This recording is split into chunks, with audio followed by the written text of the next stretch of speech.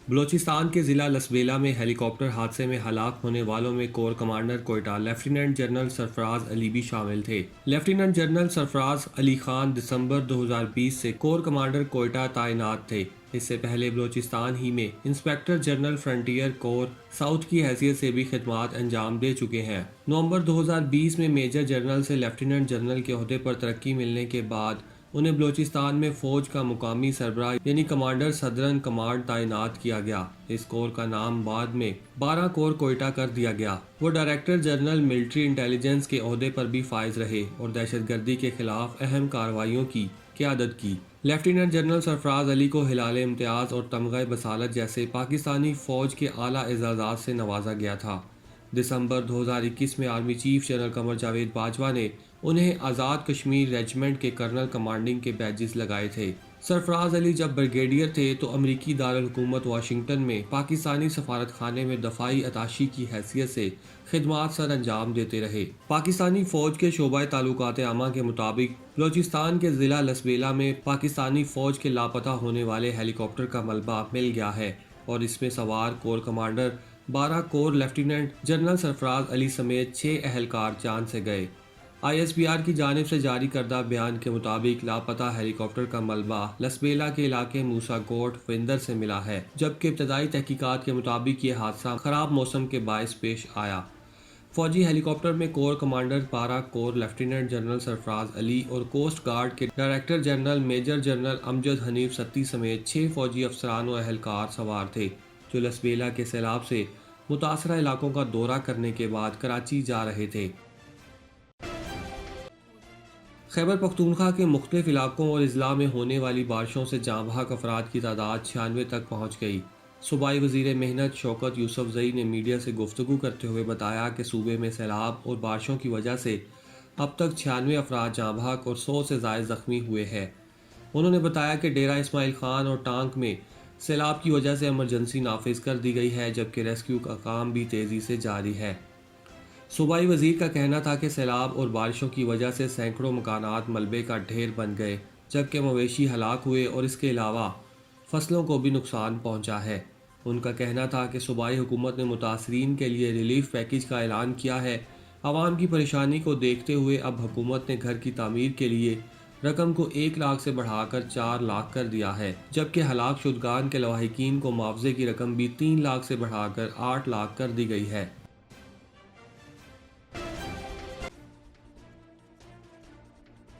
Asia cup cricket tournament 2022 में रवायती हरीफ पाकिस्तान और भारत की टीमों का बड़ा मुकाबला 28 अगस्त को दुबई में होगा। गैर मुल्की खबरसां एजेंसी के मुताबिक पाकिस्तान और भारत के दरमियान दो तरफा क्रिकेट मुअत्तल है। ये टीमें सिर्फ आलमी सतह पर होने वाले टूर्नामेंट्स में एक दूसरे के खिलाफ खेलती हैं। एशिया कप के इफ्तिताई मैच में श्रीलंका का मुकाबला अफगानिस्तान से 27 अगस्त को होगा, जिसके एक दिन बाद टूर्नामेंट के बड़े मैच में भारत और पाकिस्तान की टीमें टकराएंगी। 9 टीमों पर मुश्तमिल ये टूर्नामेंट श्रीलंका में मुआशी और सियासी बहरान के सबब मुत्तहिदा अरब अमारात मुंतकिल कर दिया गया था, ताहम इसकी मेज़बानी श्रीलंका के पास बरकरार रहेगी। पाकिस्तान ने गुज़श्ता साल दुबई में T20 वर्ल्ड कप मैच में भारत को 10 विकेटों से शिकस्त दी थी। एशियन क्रिकेट काउंसिल के सदर जिशा भारतीय क्रिकेट बोर्ड के सेक्रेटरी भी है। उन्होंने ट्वीट में बताया कि दुबई में फाइनल समेत 10 मैच खेले जाएंगे। एशिया कप का फाइनल 11 सितंबर को खेला जाएगा। उनका कहना था कि टूर्नामेंट के 3 मैच शारजा में खेले जाएंगे। इनको ये बताना चाहती हूँ कि जितना तुम लोगों के पास टोटल दिमाग है, इतना तो मेरा खराब रहता है, तो मैं वो कर सकती हूँ। तो प्लीज आप चुप करवा दीजिए। Thank you. जिस वक्त ये लास्ट कैबिनेट का इजलास हुआ था, मेरी तब से बातें रही हुई हैं कि जो ICC ने 65 करोड़ की मंजूरी दी है, क्या हम इस चीज़ के मुतहम्मिल हैं कि जहाँ पर पूरा मुल्क डूबा हुआ है, जहाँ पर सूबा सिंध, बलूचिस्तान, गिलगित बल्तिस्तान, इनको मतलब हमें एक आफत ज़दा इलाका करार देना चाहिए, वहाँ पर हम यहाँ पर तकरीबात कर रहे हैं। सही बात है, 75 साल हो गए हैं, मुझे बात करने दीजिएगा प्लीज़। हम आज़ाद हैं, मेरे अपनी बात में कर रही हूँ। शायद गोरों की ग़ुलामी की आज़ादी के बाद दूसरे कलर चेंज हुआ है, बाकी मैं अपने आप को नहीं समझती। और दूसरा, ये 75 साल तकरीब ऐसे ही है जैसे आजकल सोशल मीडिया पर कि बच्चे सारा साल माँ बाप को पूछते नहीं और हैप्पी मदर और फादर डे के ऊपर सेल्फी लगा देते हैं कि हैप्पी मदर डे और हैप्पी फादर डे। मेरा कराची डूबा हुआ है, सड़क पे चलने की, गाड़ी चलने की जगह नहीं है, लोग मर चुके हैं, डैम के उन दरवाजों के ऊपर लाशें तैरती हुई आ रही हैं। मुझे ये ग्रीन लाइट ना जहर लग रही हैं। मैं जिस वक्त वहां से गुजरती है इनको चुप करवा लेंगे कि जिस वक्त नहीं सर, एक सेकंड, कोई दादा खड़ा हुआ होता है तो पीछे से चू भी नहीं निकलती और अभी चू चू चू चू चू चू लगी हुई है। और बाकी अभी ये करके कर दें, अभी ये पता नहीं बल्दिया का किसने लाकर यहां पर बिठा दिए कि जिनकी जुबान ही नहीं बंद होती। और दूसरा सारा वो उस तरह वो हो के बेटा वो तो वैसे ही गुलाम है हम लोग। और दूसरा मैं रिकॉल कर रही हूं कि ये जो जुडिशरी रिफॉर्म के ऊपर आया था वो वाकई अदलिया को आज़ाद होना चाहिए, उसमें रिफॉर्म की ज़रूरत है। और यहाँ पर आकर ऐसे कि ये फैसला क्या ये सही है, क्या ये गलत है, सही गलत हमें भी पता है, सही गलत हमें भी पता है। वाकई अदारों को आज़ाद होना चाहिए कि सही है, पैसा बाहर से मंगवाना नहीं चाहिए, यहाँ से भेजना चाहिए, यहाँ से ऑफशोर्स कंपनियों में भेजना चाहिए, अपने डॉलर्स वहाँ पर भेजने चाहिए। और दूसरा रिफॉर्म्स अदलिया में बिल्कुल होना चाहिए, चाइना मॉडल होना चाहिए कि 90 मिनिस्टर्स को डेथ सेंटेंस हो गया और उस गोली की कीमत भी घर वालों से ली। और ये भी पूछना चाहिए कि आप कैसे किसी को हम अपनी जमानत पर बाहर जाने की इजाज़त दे सकते हैं और उसके बाद उन्हीं को बड़े यहाँ पर ओहदों पे बिठा सकते हैं, और जमानती लोग यहाँ पर बैठ के इदारों पे कैसे उंगली उठा सकते हैं, कैसे इदारे को एक फिक्स बेंच कह सकते हैं। तो ये बहुत सारी बातें थी जो सारी गड़बड़ हो गई, लेकिन शुक्रिया आपने मुझे टाइम दिया। लेकिन ये कि आज के दिन सियासत वैसे नहीं करनी चाहिए थी। वो मुझे पता है कि बहुत ज़्यादा खुश हैं और बहुत सारी आप लोगों को ऑक्सीजन मिली है, तो सर ये ज़रा चुप करवा देंगे प्लीज़। इनको ये बताना चाहती हूँ कि जितना तुम लोगों के पास टोटल दिमाग है इतना तो मेरा खराब रहता है, तो मैं वो कर सकती हूँ। तो प्लीज आप चुप करवा दीजिए। Thank you. अमरीकी ईवान नुमाइंदगान की स्पीकर नैन्सी पेलोसी चीन की जानिब से सख्त इंतबाह के बावजूद ताइवान पहुंच गईं।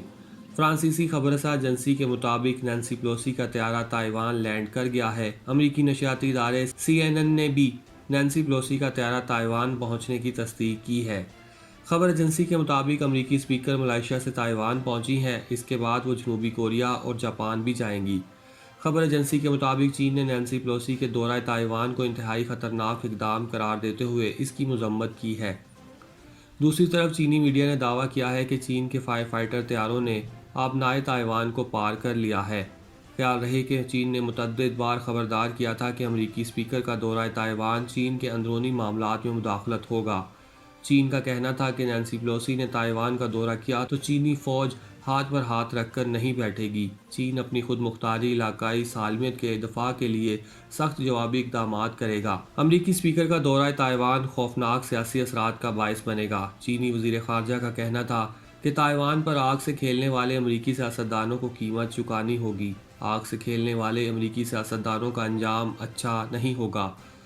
व्हाइट हाउस के तर्जुमान बराए कौमी सलामती जॉन कर्बी का कहना था कि स्पीकर ईवान नुमाइंदगान पेलोसी को दीगर अमरीकी अरकान कांग्रेस की तरह ताइवान जाने का हक है। कशीदगी में इजाफा किसी के मुफाद में नहीं। चीन के जारहाना इकदाम के गैर इरादी नताइज हो सकते हैं। याद रहे कि ताइवान के मामले पर इससे पहले भी चीन और अमेरिका एक दूसरे के आमने सामने आ चुके हैं। अमेरिकी सदर जो बाइडन कह चुके हैं कि अगर चीन ने ताइवान पर हमला किया तो हम हर सूरत में ताइवान का दफा करेंगे, जबकि चीनी सदर शी जिनपिंग का कहना है कि ताइवान की अलहदगी को रोकने के लिए आखिरी हद तक जाएंगे।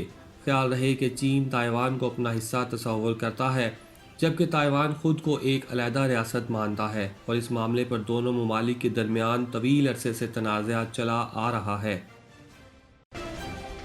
Shaji auto care foreign and domestic cars and SUVs की कंप्लीट ऑटो रिपेयर के लिए तशरीफ लाएं। Address 25 Brook Street, Jersey City 07302। Contact number 201 240 0037 347 759 7797।